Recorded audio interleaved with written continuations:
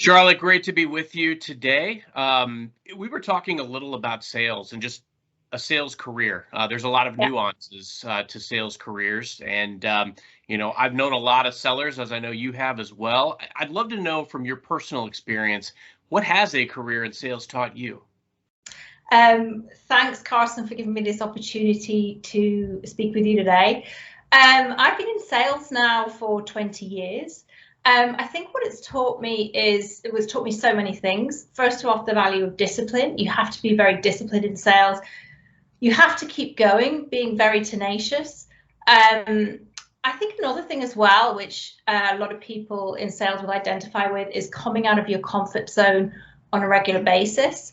You have to be, it's a constantly changing profession. You have to be really aware of using different tactics, taking a different approach, being very open-minded, I think, as well, and learning to overcome rejection very quickly. I think that's perhaps one of the most important things with sales, is to just be able to keep going. And yeah, I think it's a very, very rewarding role.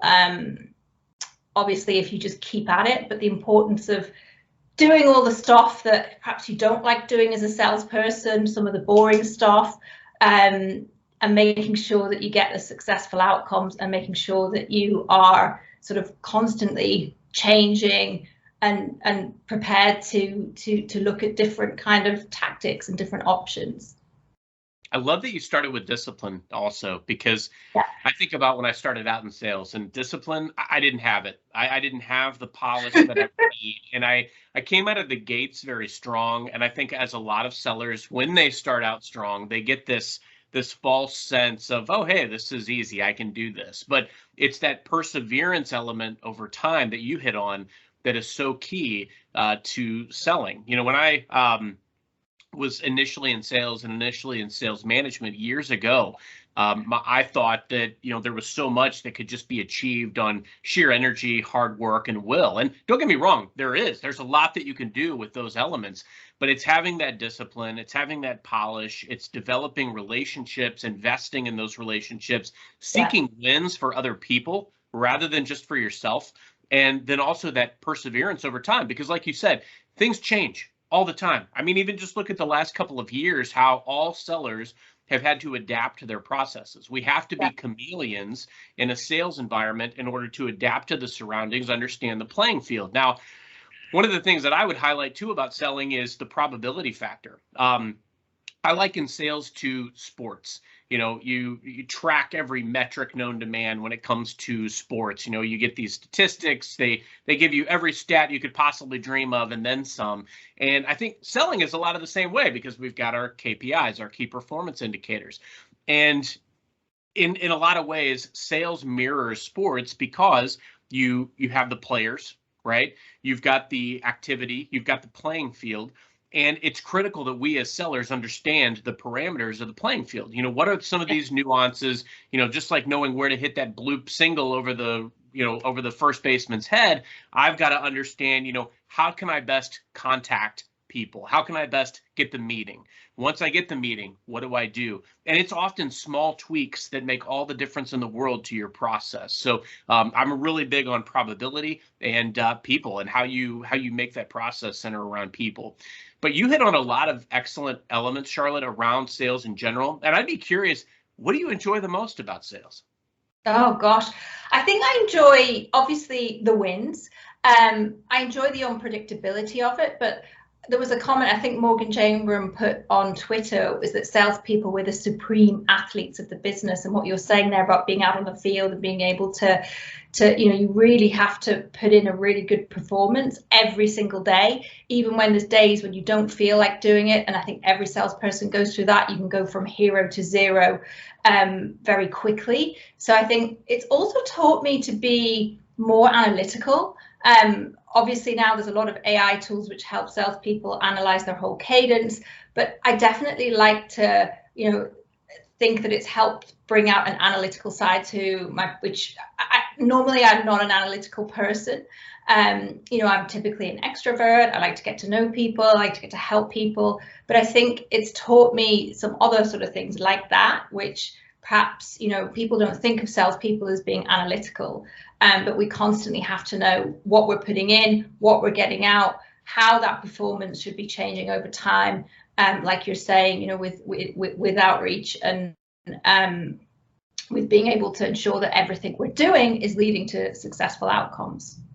Wow, I think you articulated that perfectly, because you started with the wins, which every seller enjoys those wins, but it's challenging to get to the top. It's top, the summit, the peak, right? And I think a lot of sellers, they look at these wins either that other people are having, and they don't realize the hard work, the tenacity, the perseverance, the inputs, like you just said. They don't realize all those elements. And so, there's an element too of a lot of people that have gotten maybe a win, and either they feel like they're unable to recreate that, or they fail to keep doing the fundamentals that got them to that win. They try to take shortcuts, and then they don't realize that win again.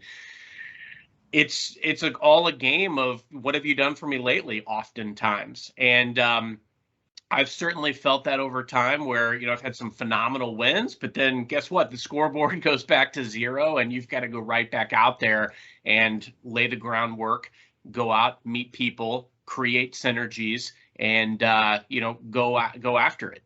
And I would agree, from a sales perspective, I'm big on numbers as well.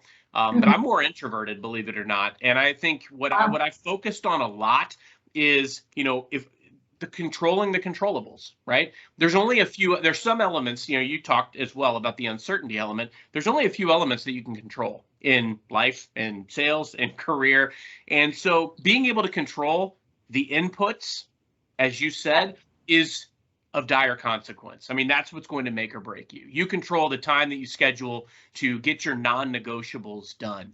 You control whether or not you get swept up in the minutia of a crazy day. You've got to schedule the time to do the things that you need to do, like prospecting, like outreach, like going down your list, your book of business, and ask yourself every day, is there something I need to or should do here today to move the ball? And that's really what it's all about. And if there is, do it. If there's not, move on. But before you get swept up in the minutia of emails and putting out fires, you've got to focus on the activities and the people and the hustle. Those are the things that are going to make all the difference in the world. You hit on a few of these, but what would you say are the hardest parts of working in sales for you? I would say the hardest parts is, first off, no sale is the same, and the work that you do to get that sale can be completely different. There's a process, but you can't say that, for example, what you did for one sale will be the same for another. So I think you have to be very aware, again, that you're coming out of your comfort zone, that you have to do things differently all the time. I think also, commitment. You need to be very committed to what you're doing. You need to be very disciplined, as we said before, time blocking. What were some of the other things you were asking me? Well, we were talking about the hardest part of being in sales, and I think you've nailed some of them for sure. You struck a chord when you said that too, about some of the changing elements. And like even earlier, you were talking about like bringing yourself back every single day, and that recommitment element. I think that's the hardest part. It's that endurance and that perseverance that's required amidst all the changes, because stuff changes all the time in your environment. And we've got to rededicate and almost recreate ourselves all the time. I've been in sales like you for about 20 years. And I look back and, my first roles in sales, my middle roles in sales, my role today, they have nothing in common. And so you're going to have to transform into almost a different seller a lot of different times in your career. And I think that's what some people don't know, don't realize. But you will take things that you've learned and parlay them into present day. Like I still take concepts and themes and things that helped me be successful as a seller and a sales manager 15 years ago, and I do them today, and they work. And so I think the same concept applies to what you said too, Charlotte, about every sale's different. And when you go in and you approach a sale, you definitely should be and will be informed by prior wins and losses. Like you better believe that if something kicked my butt, on a sale 6 months ago, I'm going to remember it. And I'm not going to let that thing hit me again. So, over time, I think it's important that we learn from each of these experiences, but that we also try to prepare as best we can for what might happen. Because like you said, no sale is the same as the prior one. Exactly. And I think another thing, one of the hardest things is complacency. It's very easy sometimes for most people, if they're in sales or not, to get complacent. And you're getting there to your target, you're over target, and you almost think, oh, I can relax. Or, well, I certainly thought this at some point in my career. I also changed from a role. I was 13 years in the same role, moved to a different company. We set up a completely new business. So I'm selling to the same clients as I did in my previous role, but a completely new product with a new concept. So a lot of the tactics that I'd used perhaps earlier in my career, like cold calling, I was a very big cold caller when I started off in sales. In my role where I was at Financial Times for 13 years, I was emailing a lot more, using a lot of different tactics. And I see now, for example, with things like that, cold calling is now back. I get a 40-50% response rate on my cold calls. And I think I think there was a part of me that was complacent, thinking in this new role that I've been in now for 18 months, that I didn't need to cold call. But I think every salesperson, there's something that you will like or not like, or that you used to like about, the sales process, and you think, oh, I don't need to do that anymore. And yes, you do. You do need to do everything. You need to try everything. You need to, as they say, eat the frog. For most salespeople, I think cold calling is eating that frog. So yeah, you have to again be really aware that what you did perhaps 10, 15 years ago in sales might well work now. Everyone's saying, oh, there's so much technology, we don't need to cold call, we don't need to send a voice message, we don't need to leave a voicemail. Yes, you do. So I would say that, yeah, not being complacent is something that's, I think, quite hard for salespeople to. I'm so glad you said that. I'm so glad you said that, because if I'm a seller watching this right now, I'm thinking to myself, I think it's normal for us to get to a level of comfort. Sometimes it's a comfortable way of mediocrity. Sometimes it's a comfortable way of failure. And we revert back to these things. And we sometimes lean too heavily on these crutches. Because like you said, you can go out there right now and you can automate, campaigns. You can send very impersonal messages. You can blow up people's inbox. But in reality, is that the way to build a personal relationship that is going to beget a partnership and or a deal? Deals happen as a result of relationships and partnerships and intent to partner. And it's because you built a foundation of trust. It doesn't happen because you send out a ton of emails or, rely on that as your sole means. I think it's key. And it sounds like you would echo this sentiment. I think it's key to have, a very multifaceted approach. I'm not saying don't send email. I'm not saying don't use LinkedIn, because I use both a lot, but I incorporate them into, complementing picking up the phone and calling and making that personal connection, seeing people in person when I can. The beauty of these tools often, and I always like to say, with all of these tools comes a greater responsibility as a seller to stand out amongst the noise. The beauty of these tools is that I can get meetings that I may not have been able to get otherwise, because I can find them on LinkedIn perhaps, and I can start a conversation there. But I just as soon or can start a conversation by picking up the phone. And that's kind of the beauty of the sales career. There were times where I looked back on prior roles that I had in my life, and I missed them. I missed elements of what I did. I had more fun maybe at that point in time. But the beauty of selling is you can infuse a lot of the things that you did or you're passionate about into what you do. And over time, I've done the same. I've been in a one-call closing, cold calling environment. I've been out in the field in enterprise sales. So, I had a wide array of things, and there's little pieces that you'll pick up along the way that you can incorporate into everything you do. I love sales. I feel like, it's the ecosystem has been very good to me. I love meeting with other sellers, but I'm always curious too about kind of your origin story. Why did you choose to get into sales, and why did you stay, Charlotte? Yeah, that's a great question. As soon as I graduated from university, I said to myself, I want to be in sales. I did 6 months of translation because I studied French and Portuguese. So I was translating French and Portuguese to English. But I realized every day I walked into the office, nobody said anything. People were just stuck at their computers. I just didn't feel fulfilled with what I was doing as a translator. So I decided to go into sales because I thought, well, I can help people. I can, earn something different every month. I can, I don't know, I like the idea of it being fun. I'm a very energetic person. I'm very enthusiastic. So I thought I could really bring sort of my passion into my work. And I can meet different people as well, because obviously back then there was a lot of, as field sales. So I did a lot of that. I was able to travel. I went to 70 countries in my last role, and that was all, meeting clients at events, obviously. And I love the way that sales changes. Now we're doing so much more on video, on Zoom, on Teams. This was something in my previous role that wasn't possible. So I would go out, travel, call, email, not have very many video calls. And, I think the possibilities are just, with sales, it's an ever-changing role. So yeah, I would say definitely it's a career that's fun, it's energetic, and I'm so glad I didn't choose to be a translator. That's amazing.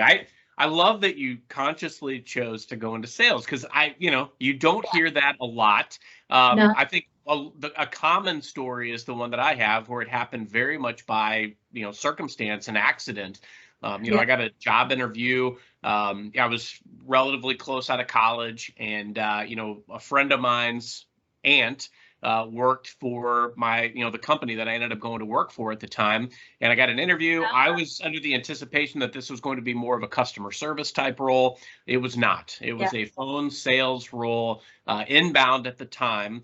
And it was challenging, but my options of leaving were not as attractive as staying the course, because I was starting to make some money. And you hit on some of those key elements, because that's the key. Is you have the opportunity to meet a lot of people, you have the opportunity to travel, you have the opportunity to learn a great deal. I mean, it's amazing to me to look back on a career in sales and realize how much I've learned, how many people I've been blessed to meet, and also just the it's very financially lucrative.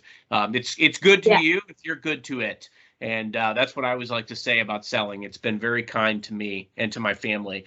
What would you say, and that's a great segue into, kind of our next question, is what would you say you're the most thankful about from, a career in selling? Gosh, there's so many answers to that question. I would say, first off, prioritizing my time. Sales has taught me to be disciplined. It's taught me to, ensure that I'm working on the right things, that I'm taking time off when I'm supposed to be taking time off. I would say it's also, it's taught me to be a good listener. Naturally, I'm not a good listener. I would rather be sort of more of an ambivert. I think it's taught me to perhaps appreciate that. You said that you were an introvert, Carson. So introvert people make very good salespeople, and I think that's something that we're coming to realize now. So it's taught me the value or the importance of working hard, having a good work ethic, appreciating time, prioritizing time, and also I think the value of having a challenge. Sales is very challenging, as you said, and you need to really come out of your comfort zone all the time if you're going to grow. So being able to grow, I think sales is something in which you are able to grow far more than you are in a lot of other roles.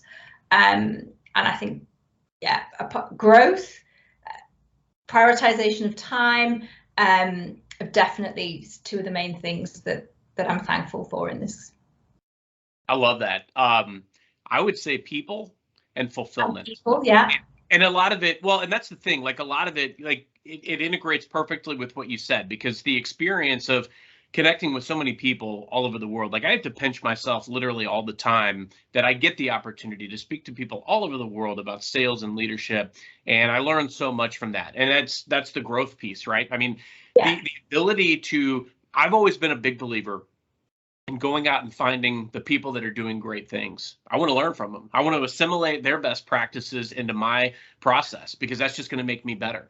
The other element is the fulfillment piece. And that's exactly, I mean, it ties into everything that you said, because I feel very fulfilled by the fact that I'm able to contribute, even albeit in a very small way, to the sales ecosystem and community. I get to, connect with people all over the world as a part of that, but also achievement. I've been a small cog in the wheel of some pretty amazing things that have happened transformationally over the last 20 years. And just that is really fulfilling. And then to be able to turn it into, I felt like I had enough to say to write a few books, and, haven't sold enough to retire, but that's the beauty, is I get to keep doing this. I talk to people all the time that are amazed that I do some of the things that I do while also, carrying a bag at a big company. And I love it. I wouldn't have it any other way. I really enjoy the ability to work with and for a team, and to learn from just brilliant minds all over the world. But then on top of that, to be able to contribute to the sales ecosystem that's been so good to me. So I love that. I know we've got just a couple of minutes left. I'd love to hear if there's anything else you want to hit on or anything else you want to discuss before we would sign off. I also would say, just sort of summing up what you said, yeah, the sales ecosystem, the sales community is very big. Since I was 13 years in the same role, moved into a new role, the sales community on LinkedIn has been super supportive. Personal branding now is really important. Every salesperson has to have their personal brand. So I would say I've learned this over the last 18 months, and having to come out of my comfort zone again and move into a new role. And like you're saying as well, building a team, meeting great people. Sales always offers you different experiences and new experiences. Brilliant. I'm so glad that you touched on that, because I think a lot of sellers today, they share with me that, maybe they have a tough time, evangelizing or articulating what they do or their achievements, what they feel like their strengths are. And it isn't necessarily about that. Like, look, I know I've had people tell me that, like, hey, Carson, I feel like every time I pop up on my LinkedIn feed, like, there you are talking to somebody about sales. And that's the key thing. It's like, find what you love doing, find your passions, and try to find a way to parlay that into what you do. Maybe it's blogging, maybe it's putting content out there in some other way, some other medium. Maybe video isn't for you, but I think the key is find a way to stay top of mind in a positive way that speaks to your passions. And if you do that, you're going to feel that fulfillment that we were just talking about. Like, that's what I love most about sales and my career, is that ability to meaningfully connect with people all over the world about something that we share, a love for sales. And, but the reason that I love sales are not, they're very, it's about the people, and it's about the learning and the discipline and the growth and all the things that you've touched on today. So very well said. Really appreciated our time today. Great. Thanks very much for having me, Carson. Thank you. I will go ahead and cut the recording.